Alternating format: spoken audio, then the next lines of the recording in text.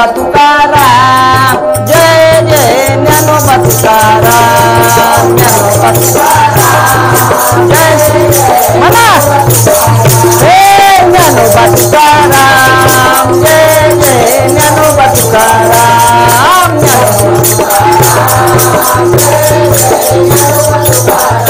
हे ज्ञानोबा माऊली तुकाराम, ज्ञानोबा माऊली तुकाराम, हे ज्ञानोबा माऊली तुकाराम, ज्ञानोबा माऊली तुकाराम, हे जय जय ज्ञानोबा तुकाराम, ज्ञानोबा तुकाराम, जय जय ज्ञानोबा तुकाराम, ज्ञानोबा तुकाराम, जय जय ज्ञानोबा तुकाराम, ज्ञानोबा तुकाराम, जय जय ज्ञानोबा तुकाराम। बोलो गजानन महाराज की। हीच थोर भक्ती आवडतो देवा, संकल्प बोला नको काहीच नाही लागे मला। हीच थोर भक्ती आवडतो देवा, राहू द्या संकल्पावी माया संसाराची, ठेविले नंते तैसेची राहावे, चित्ती असू घ्यावे समाधान, वाईला उद्वेग दुःखची केवळ, भोगणे ते फळ संचिताचे। बोलो गजानन महाराज की। तर पहा बोलावचं नाही कोणी, भक्ती कशी पाहिजे, देवाला भक्ती कोणती आवडते? अरे हीच थोर भक्ती आवडतो देवा, संकल्पावी माया संसाराची, संसाराची ही माया संकल्पावी आहे, आणि देवाला नारळाची गरज नाही आहे, केळीची गरज नाही आहे, हाराची काही गरज नाही आहे, पण आपण एक देवाच्या दर्शनाला गेल्याच्या नंतर काहीतरी त्याच्यासाठी न्यावा म्हणतो नाही का? पण काय पाहिजे आपल्या मनामध्ये? मन जोपर्यंत शुद्ध होत नाही, मनामध्ये देवाचा भाव निर्माण होत नाही, तोपर्यंत देवाची भक्ती काही होत नाही। पहा इथेही गणपती आहे, तुमच्या गावातही गणपती आहे, किती ठिकाणी जरी गणपती असले, पण याच्या गणपती आपल्याला भावत नाही। कुठचा भावते? पवनार खारीचा। काऊन म्हणून भावते तोच?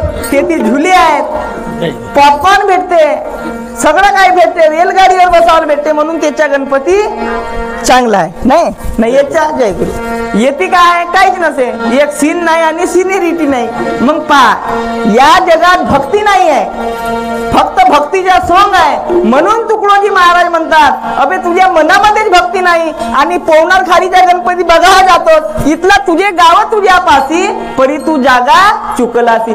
येती तोच देव आणि तेती तोच देव आहे, पण याच्या मनाचा भाव आहे। आणि तुकडोजी महाराज म्हणतात असा रानोराणी जर फिरत असतील आणि मनामध्ये भाव नाही, तर भक्ती ही तुझी व्यर्थ गेल्याशिवाय राहणार नाही। हे मनी नाही भाव मने देवा मला पा, मनी नाही भाव मने देवा मला पा, मनी नाही भाव मने देवा मला पा, मनी नाही भाव मने देवा मला पा, देव अज्ञान भेटायचा नाही रे, देव बाजाचा भाजीपाला नाही रे, देव बाजाचा भाजीपाला नाही रे, हे मनी नाही भाव मने देवा मला पा, मनी नाही भाव मने देवा मला पा,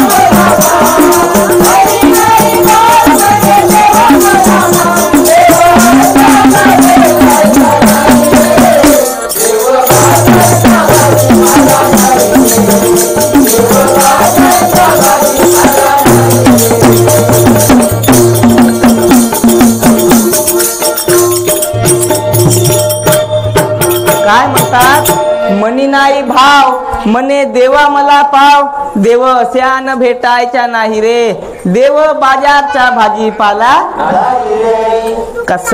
अरे दुःख लावले उगिराय पोरी.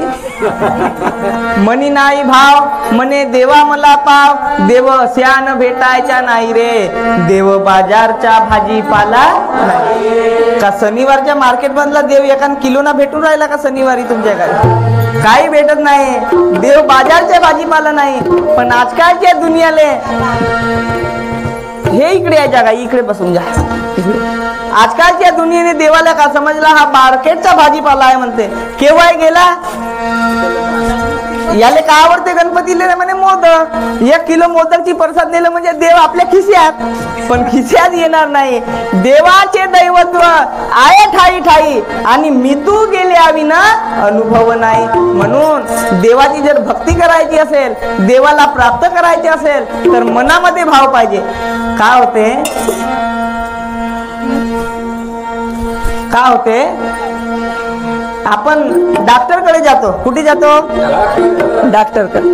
कधी कधी डॉक्टर बाळबुदे साहेब तुमचं लंजे डॉक्टर, कोचर, कोटवानी सगळे फेल होऊन जाते. काय होते? सगळे फेल होऊन जाते. पण कधी कधी थैला छाप, त्याच्याजवळ विश्वास नाही राहे माणसाचा, मी येथे सुधरीन म्हणून असा विश्वास राहतच नाही. म्हणजे मनामध्ये भावच नाही. अर्धी बिमारी मनाने होते. कोणी? मनाने. आता तापही होईल, पण याचे असं लागते का कोणी एका जादू ते नाही केला माझ्या अंगावर. राव महिना झाला का 3 वेळ तापच येते. जादूने काही येत नाही. कधी का होते? त्यांच्या पाशी गेल्याच्या नंतर विश्वास राहत नाही, तर तिथे माणूस सुधरत नाही. मग याच्या गावातला थैला छापाई जरी डॉक्टर असला, पॅरासिटामोलच्या गोडीवरही जरी विश्वास असला की मी आता जरी सुधरीन रे बाबा, तर त्या विश्वासावर जर सुधरते. मग हा करणे कशासाठी आहे? तेरे सहारे. कोणाचे सहारे? त्या पॅरासिटामोलना ताप जसा सुधरते, तशी आपली माणसाची वाईट जी बुद्धी आहे ती ही हरी नामाची गोडी घेतल्याने सुधरते. तेरे सहारे सुधर जाएंगे हम, तेरे सहारे सुधर जाएंगे, सुधर जाएंगे तेरे सहारे सुधर जाएंगे हम, तेरे सहारे सुधर जाएंगे हम, तेरे सहारे सुधर जाएंगे हम, तेरे सहारे. ये माया की नदियाँ गुजर जाएंगे हम,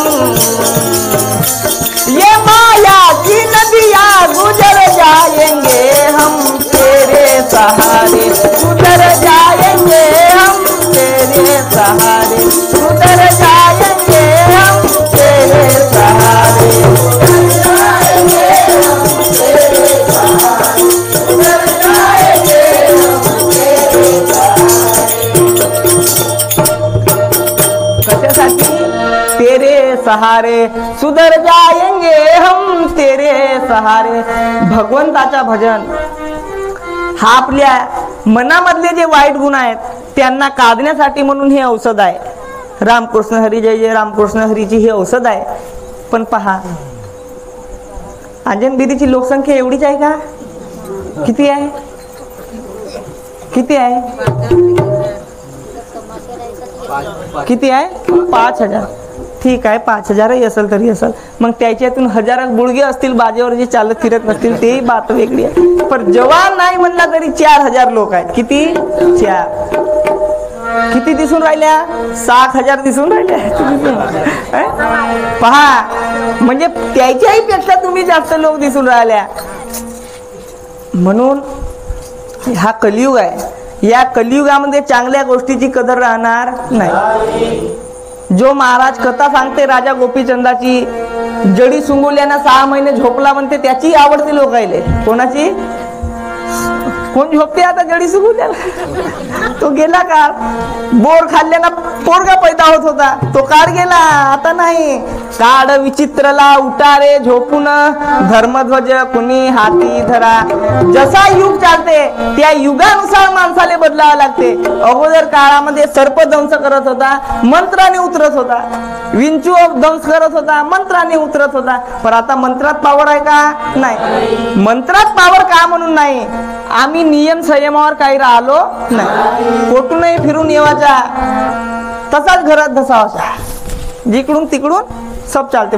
का होते म्हणे, का करतस त्या नियमाला पालन, नियमाचं पालन करून करायचं उद्धार झाला का नाही म्हणे. नियमाचा जोपर्यंत आपण पालन करत नाही तोपर्यंत भाव कळत नाही आणि भक्ती होत नाही. तुकडोजी महाराज म्हणतात, मनी नाही भाव म्हणे देवा मला पाव, देव श्यान भेटायचा नाही रे, देव बाजारचा भाजीपाला नाही रे. देव हा बाजारचा भाजीपाला नाही आहे. देव आहे कोठे? मूर्तीत देव आहे का? मूर्ती हे भाव जागृत करण्याचं साधन आहे. आता पहा, 4 दिवस झाले ही बसली आहे मूर्ती. येथून जाताना किती काही वेळ गेले असाल तुम्ही, पण या जागेला पाहून रामराम घेतले का? घेतले का नाही? ते ती मूर्ती आहे म्हणून तुमच्या मनात भाव जागृत झाला का? आता येते आपण नमस्कार केल्या पाहिजे ना. मूर्तीच नसली असती तर नमस्कार कोणाला करते? भीतीले का दैल जिले कोणाले? म्हणून तुकडोजी महाराज म्हणतात, मस्जिद में भी है खुदा और मंदिर में भी राम है, दोनों नहीं पत्थरों में सिर्फ उसका नाम है. पत्थरात दोन्ही नाही, त्यांचं नाव आहे. पण पहा, हे मूर्ती मांडण्याचं साधन म्हणजे का? आपल्या मनामध्ये भाव जागृत होणे. आता येत पासून जर तुमच्या नदीच्या त्या घाटावर जाता मुर्दे जागावाले, तुमच्या मनात एकाही जागी रामाप्रती देवाप्रती आता आपल्याला मरावाच्या अशी भावना कोटीच होत नाही. हनुमानजीच्या मंदिराच्या जवळ गेल्याच्या नंतर किती काही कोंबडे खाय असेल, बकरे खाय असेल, त्यालाही मुलगी म्हणे देवा नमस्कार, आता काहीतरी माझ्या कर. म्हणून मूर्ती मांडण्याचं कारण भाव जागृत होणे. मग भाव जागृत झाले पाहिजे याच्यासाठी मूर्ती मांडली जाते. पण काय काय लोक म्हणते मूर्ती म्हणते काही नाही आहे, म्हणते देवच नसे, म्हणते या जगात देवच नाही. तुमच्या किती लोकांच्या म्हणणं आहे देव आहे किंवा नाही? कोण आहे म्हणते? देव आहे वाले हात करा उभे, पहिले हात वर करा. किती आहेत? एक हात असे उभे करून ठेवा. 2 3 4 5 झाला. तुम्ही नाही वाले हा का? सांगा, इमानदारीने सांगा, हात वर करा. किती आहेत? काहून शरम लागते का? विचार करता आहे किंवा नाही? तुम्ही म्हणत असाल का देवाची रोज भक्ती करता पण महिन्यातून 3 वेळ टायफॉइडच निघते, ते मग देव कुठे आहे रे? असं आहे का तुमच्या? पहा, तसं नाही. त्या विदेशी संस्कृतीवाल्याने हा भारत देशामध्ये व्हायरस सोडला. का सोडला? व्हायरस. त्या व्हायरसचा हा प्रभाव पडून राहिला का देव नाही. काय करू नाही शके म्हणते तुमच्या गणपती, तो रामकृष्ण हरी काय करू शकत नाही. अबे आम्ही होतून म्हणून तुम्ही येथे आले रे, नाही ते तुमच्या बापाची अवकात नव्हती. विदेशी संस्कृती येथे भारतात आली. पण का होते? हे भारतातले लोक हरामखोर होते. याच्या गावातला माणूस आहे ते गावातल्या माणसाला पठही दे नाही. हा गावातला परगावच्याला येते ना, कर म्हणते हे माझी पुरी 30 हिस्स्यानं देऊन देतील, पण हा भावाला काही जमीन देत नाही. तसाच इंग्रज भारतात आले. मजा लायकाची तुमची अंजनबिरी गावामध्ये येऊन मला कब्जा करावाची. 2 दिल्या कनपटा होते गावाला घेत मला, पण तुमच्याच पाठिंबा आहे मला काही येते राहा म्हणून. ते तसेच इंग्रज या भारतात आले होते. ते तुम्हालाही माहित असेल इकडची कथा. किती गावाचे मालगुजार होते का नाही? पुरे गावाचे मालगुजार. म्हणे त्याच्या जमीन करून घे, त्याच्या बरोबर बरा वाईट कर, त्याची बायको माझ्यासाठी आणि जागा जमीन तुले. असे काही झाले याचे, म्हणून त्याला मालगुजार म्हणले जात, पण त्यांची काही राहिली नाही. तसेच हे गणेशाची स्थापना का म्हणून करण्यात आली? लोकमान्य टिळकांनी, इंग्रज आपल्यावर खूप आतुरतीत होत होते, त्यांचा प्रभाव आपल्यावरती खूप पडत होता. ती इंग्रजांच्या गुलामगिरीतून भारत देश हा मुक्त व्हावा म्हणून असा एकत्रित बसता येत नव्हता. असा आता जसे बसले आहे ना सेव पदरावर मांडून, असा बसता येत नव्हता. घरातच राहावं लागे. ते त्यासाठी लोकमान्य टिळकांनी गणेशाची स्थापना केली की जेणेकरून हे सगळे हिंदू कमी अकलीचे एकत्रित येतील ना, काहीतरी याच्यावर फ्यूज जाळून हा बल्ब जाळून ना याच्या सत्यानाश तिकडे करून देऊन. म्हणून यासाठी हे गणेश उत्सवाची निर्मिती आहे. ते आता तुमच्या गावामध्ये असेच काही इंग्रजी संस्कृतीचे लोक असतील, यायले परावाची तुम्ही स्कीम लावता का करायचं आहे म्हणते बाबा, अपनी अपनी देखो, आपली आपलीच पहा म्हणते, दुसऱ्याची काही पावाची